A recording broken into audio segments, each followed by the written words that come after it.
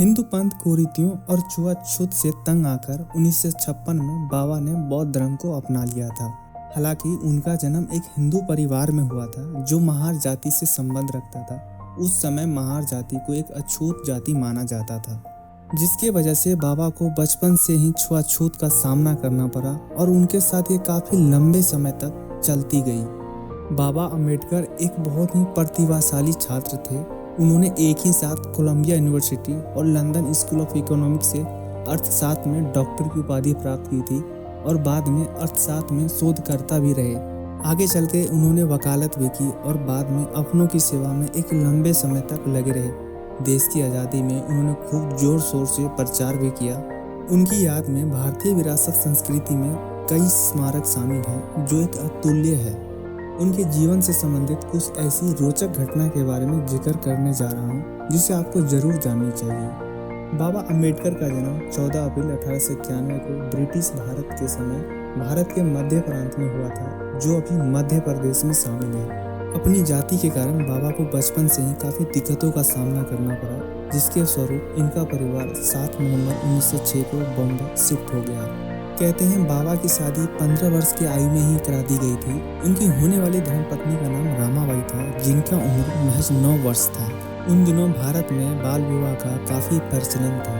बाबा को पहली बार गौतम बुद्ध और बौद्ध धर्म के बारे में जानने का अवसर तब मिला जब वो पहली बार चौथी कक्षा के अंग्रेजी एग्जाम में उत्तीर्ण हुए थे।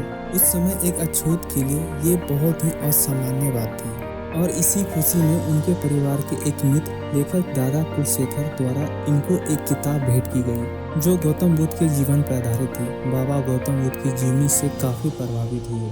बाबा अम्बेडकर महज 22 साल की उम्र में ही अपना देश छोड़ के पहली बार अमेरिका गए, जहां उन्होंने कोलंबिया यूनिवर्सिटी से अपनी डिग्री की पढ़ाई शुरू की। उस समय इनकी पढ़ाई का खर्चा लगभग $11.5 प्रति माह आता था, जो बड़ौदा राज्य के छात्रवृत्ति द्वारा इन्हें प्रदान किया जाता था। छुआछूत के खिलाफ उनका संघर्ष काफ़ी लंबा रहा। जब वो विदेश से अपनी पढ़ाई पूरी करके आए तब उनका दायित्व बनता था कि वो बड़ौदा रियासत की सेवा करें। फिर 1917 में उन्हें महाराजा गायकवाड़ का सैनिक सचिव नियुक्त किया गया, लेकिन जातिवाद भेदभाव के कारण उन्हें ये नौकरी छोड़नी पड़ी।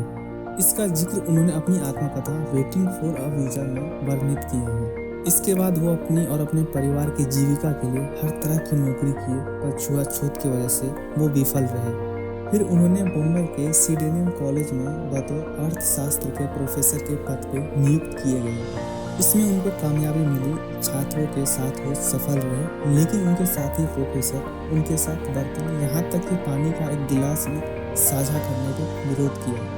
फिर उन्होंने ठान लिया कि वो इसके खिलाफ आवाज़ उठाएंगे और दलितों की शिक्षा के हक के लिए लड़ेंगे। इसकी शुरुआत उन्होंने 1919 से किया, जब उन्हें सरकार की तरफ से एक प्रमुख विद्वान के रूप में इंटरव्यू देने का अवसर मिला।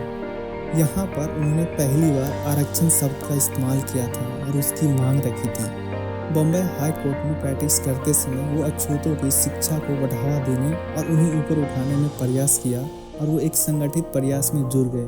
उन्हें हर तरफ से सपोर्ट मिलने लगा। इस जागरूकता अभियान में उन्होंने कई पत्रिकाएं भी प्रकाशित की, जिसमें से मुकनायक, बहिष्कृत भारत, समता, प्रबुद्ध भारत जैसी पत्रिकाएं शामिल थीं। उनके समक्ष काफ़ी चुनौतियां आईं, लेकिन वो अपने विश्वास, अपने मिशन पे अडिग रहे। 1927 में वो अछूतों के लिए पेयजल, हिंदू मंदिरों में प्रवेश, सार्वजनिक सुविधा दिलाने की संघर्ष किया और कई प्राचीन पाठ का खुलेआम विरोध किया। उनकी प्रतियां जलाई। इसी स्मृति में 25 दिसंबर को उनकी अनुयायी द्वारा मनुस्मृति दहन दिवस के रूप में मनाया जाता है। 1935 में अम्बेडकर बॉम्बे में बस गए। वहाँ पे उन्होंने एक आलीशान बहुमंजिला घर बनवाया, जहाँ पे वो अपने परिवार के साथ रह रहे थे। उसी इमारत में उनका एक निजी पुस्तकालय भी था, जिसमें दुनिया जहान के 50,000 से ज़्यादा पुस्तकें मौजूद थी। ये उस समय दुनिया का सबसे बड़ा निजी पुस्तकालय में से एक था।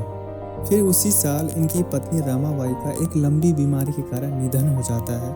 उनकी आखिरी इच्छा थी कि वो एक बार तीर्थ यात्रा के लिए पंढरपुर जाएं, लेकिन बाबा ने कभी भी उनको इस बात के लिए इजाज़त नहीं दी। वो कहते थे कि वहाँ जाना औचित्य नहीं बनता। वो आज़ादी की लड़ाई में भी सक्रिय रूप से शामिल थे। वो बढ़ती हुई पाकिस्तान के मांग को हमेशा से ठुकराते रहे। इसी विषय पे उन्होंने थॉट्स ऑन पाकिस्तान नाम का एक बुक लिखा था, जिसमें से पाकिस्तान की अवधारणा का विश्लेषण करते हुए बताया था कि मुस्लिम लीग द्वारा एक अलग देश की मांग निराधार है, और साथ में ये तर्क भी दिया कि हिंदुओं को मुसलमानों की पाकिस्तान को स्वीकार कर लेना चाहिए।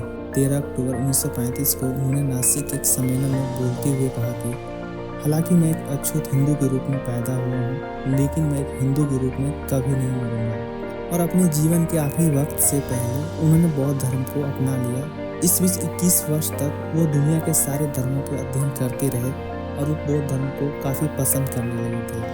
वो हमेशा से अपने अनुयायियों के लिए भी यही धर्म चाहते थे। महात्मा गांधी और कांग्रेस का कट्टर आलोचना के बावजूद भी बाबा अम्बेडकर का प्रतिष्ठा हमेशा से अद्वितीय विद्वान के रूप में रहा। 15 अगस्त 1947 के बाद कांग्रेस सरकार सत्ता में आती है और बाबा अम्बेडकर को कानून एवं न्याय मंत्री के रूप में सेवा करने का मौका देती है और वो इसको स्वीकार कर लेते हैं। फिर 29 अगस्त 1947 को बाबा को भारत के नए संविधान की रचना के लिए बनी संविधान की मसौदा समिति का अध्यक्ष पद पे नियुक्त किया जाता है। बाबा इसके लिए प्रयुक्त थे। उन्होंने लगभग 60 से ज़्यादा देशों के संविधानों का अध्ययन किया था। इस कमेटी में टोटल 7 सदस्य थे, जिनमें से एक की मृत्यु हो चुकी थी, 2 सदस्य दिल्ली से बाहर रह रहे थे और एक देश से बाहर अमेरिका में रह रहे थे, और जो बचे हुए सदस्य वो भी इस जिम्मेदारी से अपने हाथ पीछे खींच रहे थे। अब सारा जिम्मेदारी बाबा के कंधों पे आ गई थी। ये सारा विवरण इसी मसौदा समिति के एक सदस्य टी कृष्णामाचारी ने दिया था। इसी संविधान का एक अनुच्छेद 370, जिसका विरोध बाबा हमेशा से करते रहे, वो इनकी इच्छाओं के विरुद्ध डाला गया था। दोस्तों, बाबा ने कभी भी अपनी जिम्मेदारियों से पीछे हटना नहीं सीखा, बल्कि उसका डट के सामना किया और उस पर जीत हासिल की। लेकिन अपनी जिम्मेदारियों की वजह से उनके सेहत पे काफ़ी असर पड़ा था। कई रात से सो नहीं पाए थे, जिसकी वजह से उन्हें नींद से संबंधित काफ़ी परेशानियां होने लगी थी। उनके पैरों में भी काफ़ी दिक्कतें थीं। वो बम्बई के एक हॉस्पिटल से अपना इलाज करा रहे थे। फिर उनका डॉक्टर ने उन्हें सलाह दिया कि उन्हें एक ऐसे नर्स की ज़रूरत है जो उनके साथ हमेशा रहे, उन्हें खाना बना कर दे और उन्हें समय पर दवा दे। फिर वो उसी हॉस्पिटल के एक डॉक्टर शारदा कबीर से विवाह कर लिया, जो बाद में अपना नाम बदलकर सविता अम्बेडकर रख लिया, जिन्हें हम आज माई साहब के नाम से भी जानते हैं। 16 दिसंबर 1956 को उनकी मृत्यु के पश्चात उनके पार्थिव शरीर को साक्षी मानकर करीब 10 लाख लोगों ने बौद्ध धर्म की दीक्षा ली थी। सन 1990 में उन्हें मरणोपरांत भारत रत्न से सम्मानित किया गया और उन्हें भारतीय संविधान का जनक माना जाता है। उन्होंने अपने जीवन काल में 20 से ज़्यादा पुस्तकें लिखी, जो आज भी अलग अलग भाषाओं में मौजूद है। आपसे उम्मीद है ये जानकारी आपको अच्छी लगी होगी। Thanks for watching.